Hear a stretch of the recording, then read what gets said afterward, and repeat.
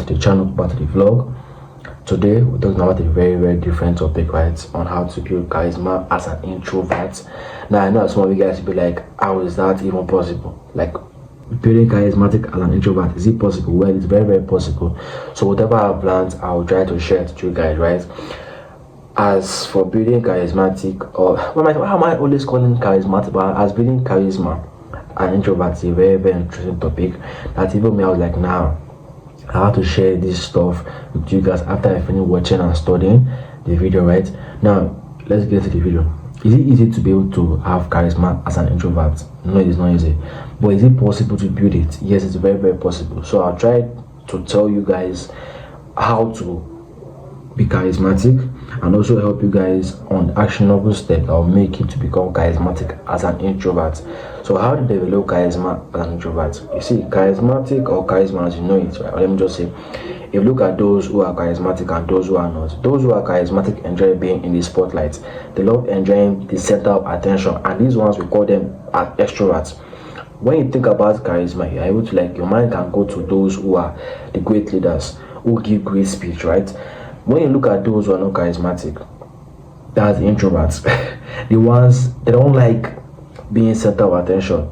They don't thrive on that. They thrive more on one-on-one conversation. Not even all of them that thrive on one-on-one conversation, but at the same time they tend to struggle with public speaking, and most times than not they try to make themselves invisible in situations that warrant them to be leaders.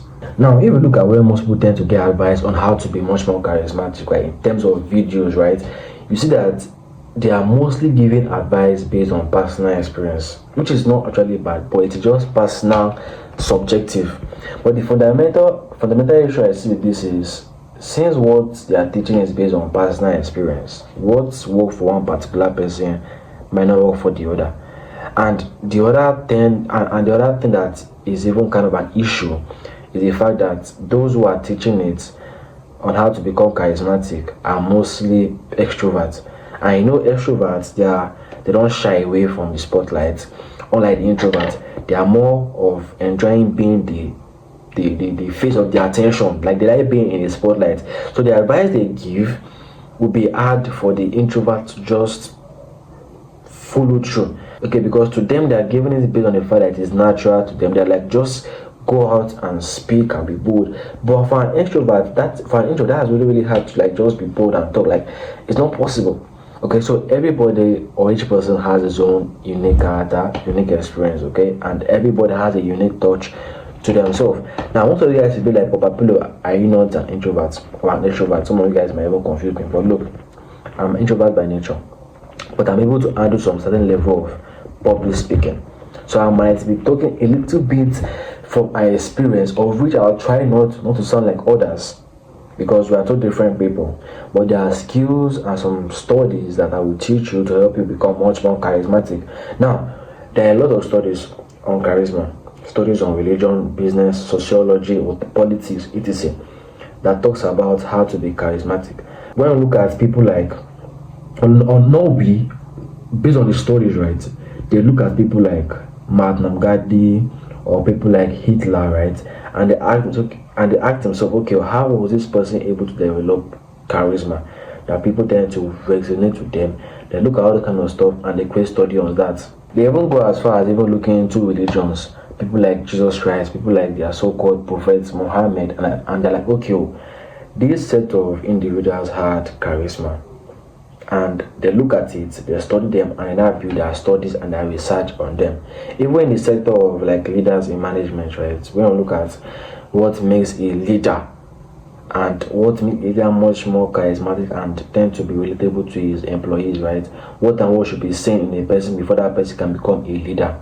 So they develop all these studies on charismatic or how to be charisma around all these sectors, right?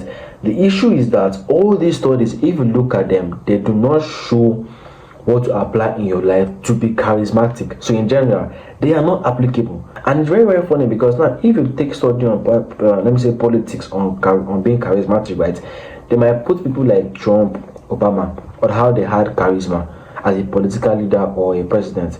But now, how can you, as an introvert in this room or a room watching YouTube video, and learn anything from that political analysis on charismatic leaders.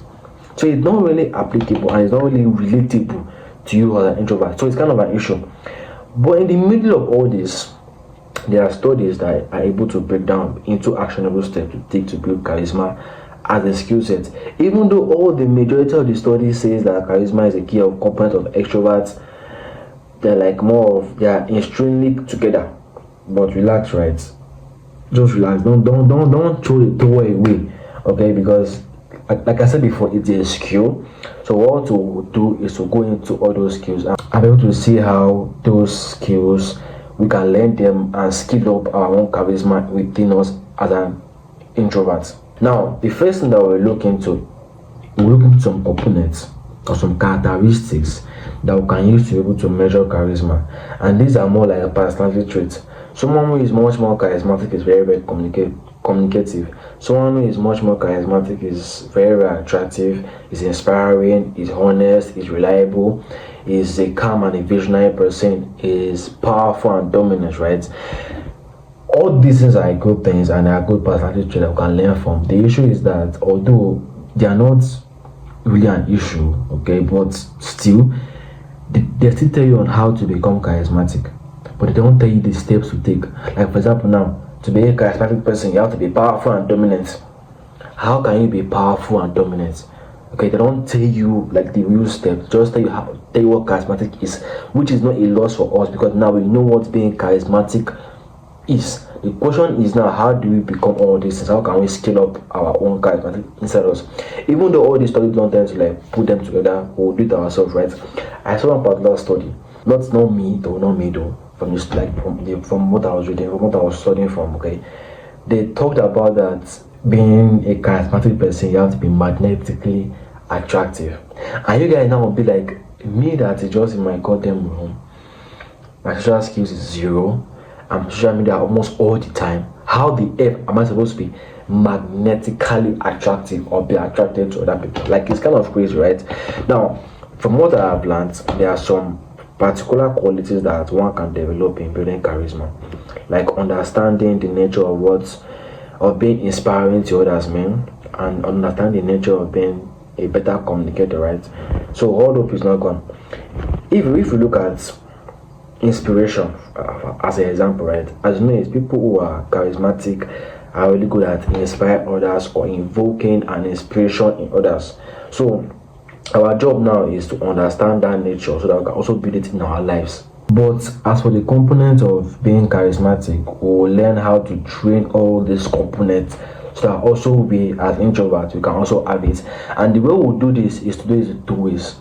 One is the macro way. That's more like in general sense of being charismatic, while the other one is the micro skill, like the micro, these are like the tiny things or the small things, but very, very important in being charismatic, like eye contact, body language, facial expression, the emotions on our facial expression, right? So all these tiny things that we can do to build up charisma as a human being, as a guy or as a girl, and these are very, very relatable to literally everybody, be it introvert or extrovert. Before we dive into all these components, right, let me tell you guys something.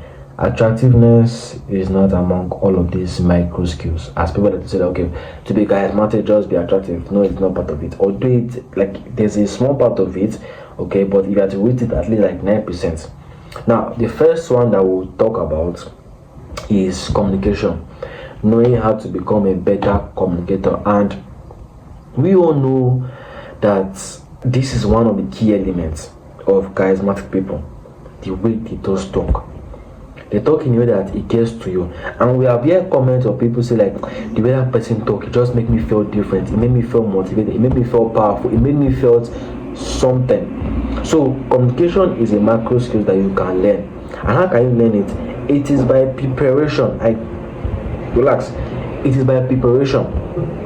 But if you look at it, right, what actually makes a good communicator is because of they had a lot of preparation on the back end, so that they can have a clear, clean, fast thinking process before they're able to open their mouth. And we see this in great leaders, right, who give speech, even though they had to prepare them scripts, of which is literally the preparation side of what I'm talking about. The script for them is just to prepare them or to give directions to their thoughts, because as you know it, we humans tend to have scattered thoughts.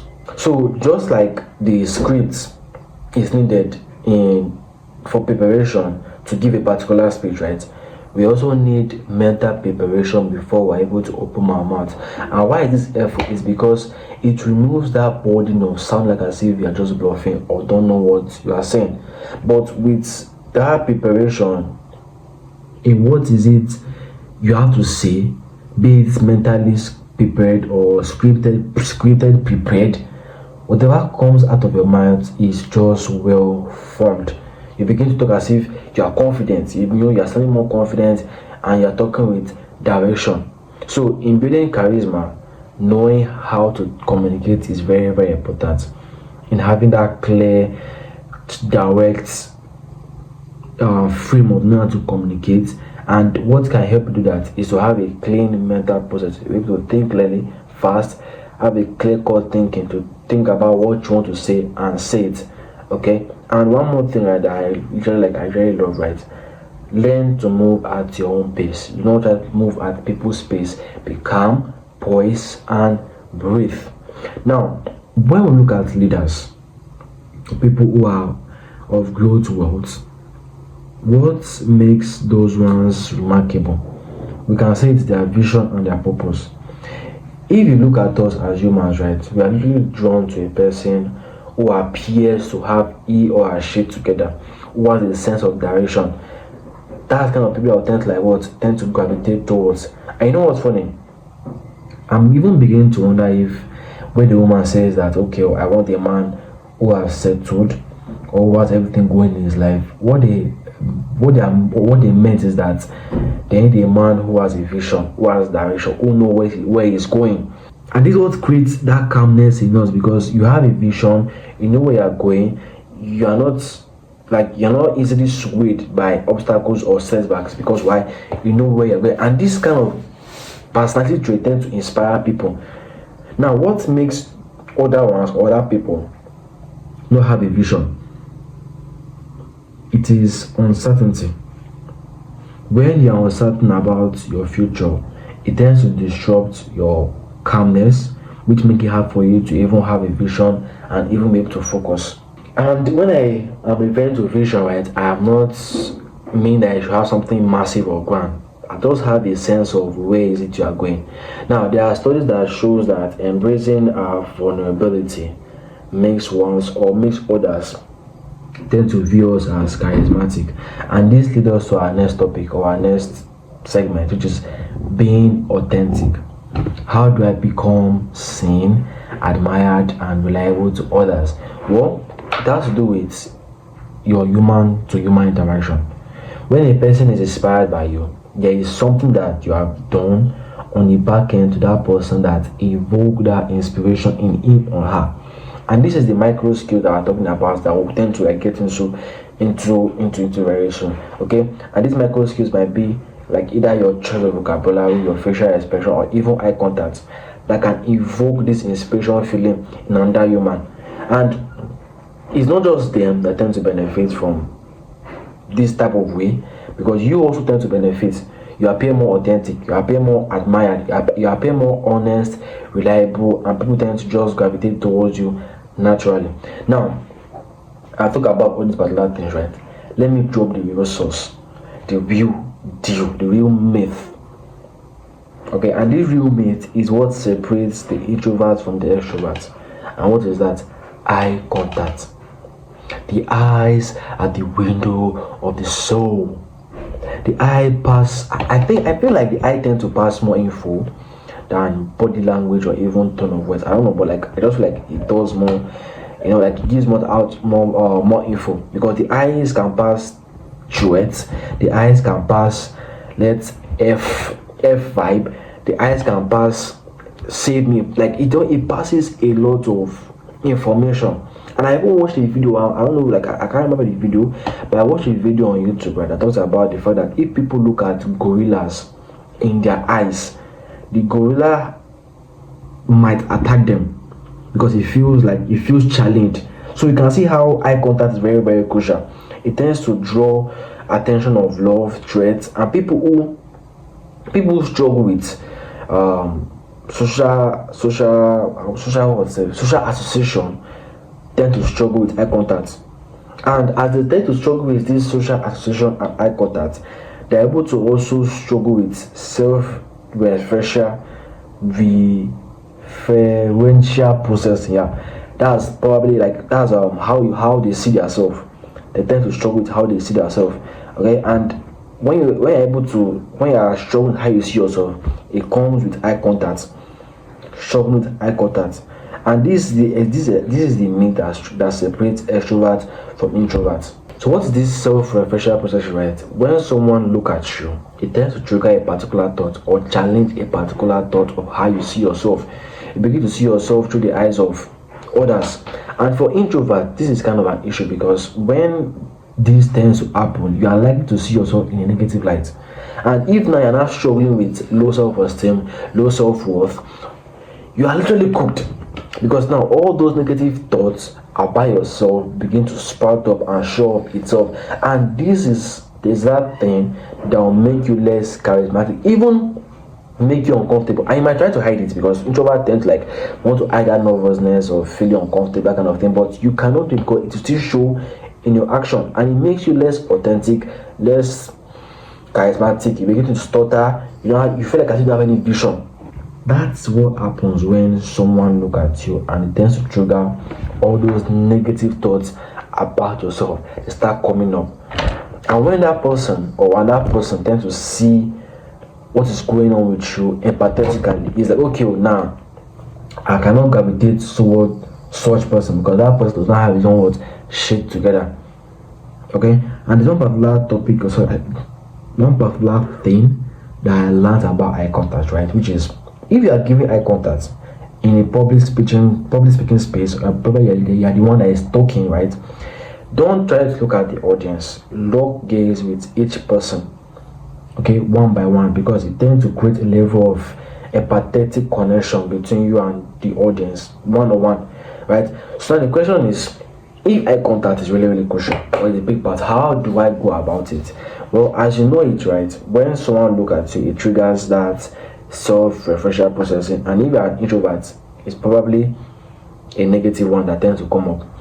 The self-referential processing can be either, okay, like good yourself, probably, oh, is there anything on my face, or is my hair okay, is my clothes what about my, like, all these things tend to come out. These are kind of things that tend to like come out when you are being looked at by that person, even though it might not be negative, at least something positive, like any data will just come up in the surface. And even though there even tend to be negative things that tend to come up in the surface, they are the ones that will still help you and guide you to know what to work on. So what do you do about this negative self-referential post that is coming in your head?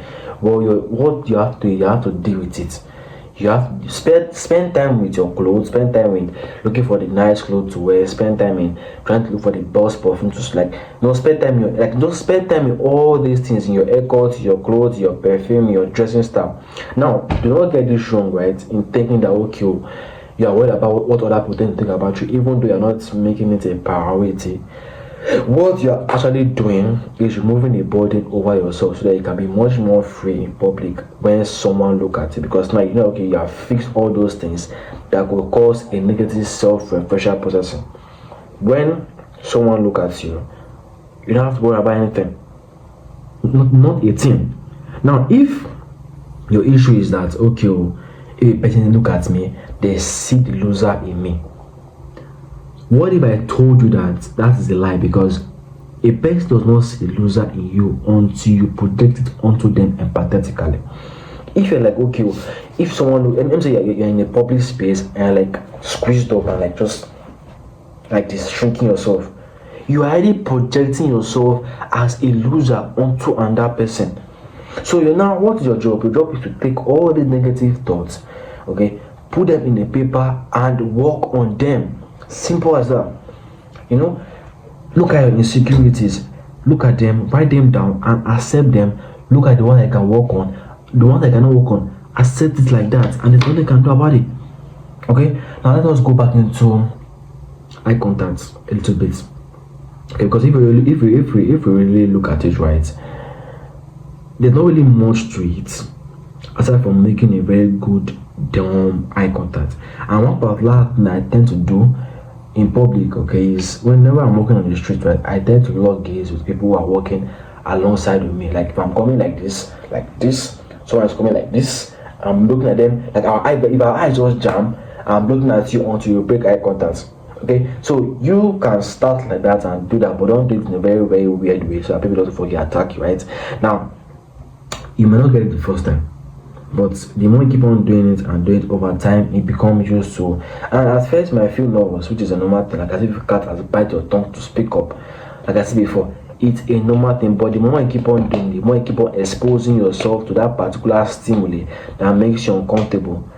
The nervousness might not go away, but this time around you are more aware of it and you are in better control of it. And what happens when you begin to take more eye contact? You begin to look more confident, you begin to look more relaxed, you begin to look more able to articulate your words much more wisely and very, very well. And as far as I know it, right, nothing turns a woman on and makes her nervous than a man who is calm, collected, poised, know how to remain his dominion, know how to make damn high contact. Okay, now that's all it's all about, right? So practice eye contact often, because the more you practice it, the more you become better at it, right? You can build eye contact with people you're familiar with, probably your mom, your uncle, before doing it with the opposite sex. Like if you're a guy now, practice eye contact with your fellow guy before you start going out to it with other girls, right? Now the last tip that I'll leave you guys with, and this one is very, very triggering. Okay, it's very, very triggering to introverts because you tend to freeze them out. Okay, and if I should say it, you'll be like, yeah, this is true. This is true.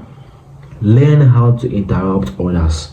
Now, it might sound rude, interrupt others, but that it might sound rude only if you do it wrong. Now, there are methods that I've learned that even me I'm using today that I can use that it's not come off as you being rude. And this is really funny because after I learned this, the next day I was having this conversation with one particular guy, right? The guy was talking, and I had a lot of things. I asked him very, very good questions, right? But I still had more. But because he was talking, I could not cover. I didn't want to like cut him on that kind of thing. Like I said before, I am an introvert, so I'm learning all kind of stuff, right? I'm learning this stuff, and I'm teaching to you guys. So you can say that I'm really experiencing my own daily life. I'm expressing my daily life. So I didn't ask him, like I have about 3 questions to ask him again, but I didn't ask him. I didn't want to even go back to ask him because I was worried of how I would sound. Like I was seriously worried about something in my head, okay? But regardless, right, I could have still asked him. Now probably in my situation, and you find yourself in that same situation, right, and you want to like go back to what somebody said in during that conversation, right, one thing that you can do is this, right, is to raise your hand and be like, I want to go back to something you said the other time that I find very, very interesting. Do you see? It was not rude, okay, and it makes sense and it was respectful, but the person might still be talking, but you can just signify by raising your hand and open your goddamn mouth. Now, why is this really important as an introvert, okay, in particular, right, is because there are a lot of things that is in your head that you want to talk about, but you cannot just speak up just because you don't like cut somebody off. You don't want to interrupt. But literally, if you're able to do it the right way, you don't find it rude, and you might even find your idea or things you say very, very intelligent. Okay, so learn how to interrupt people, but they're much more respectful, so as not to come out as rude. And lastly, remove that idea that charisma is for only extrovert people. Instead, look at it as the aspect that okay, introverts are much more suited to be charismatic. Okay, your job as an introvert is to make some of the very, very clear modifications that I mentioned today in your default programming, right? Try to like reset everything so that you can also be charismatic as a person. You also have to go into all these things that makes one become charismatic, like I've mentioned in the video, and I've also given you steps to take that you can actually do it to be charismatic, right? And lastly, do not sleep on eye contact, guys. Do not sleep on eye contact. Eye contact is really, really good. It helps, okay, because it helps you give you confidence, calm, and have that poise. Okay, without much to say, guys, I hope you guys really learned a lot from that video. Without much to say, see you in my next one.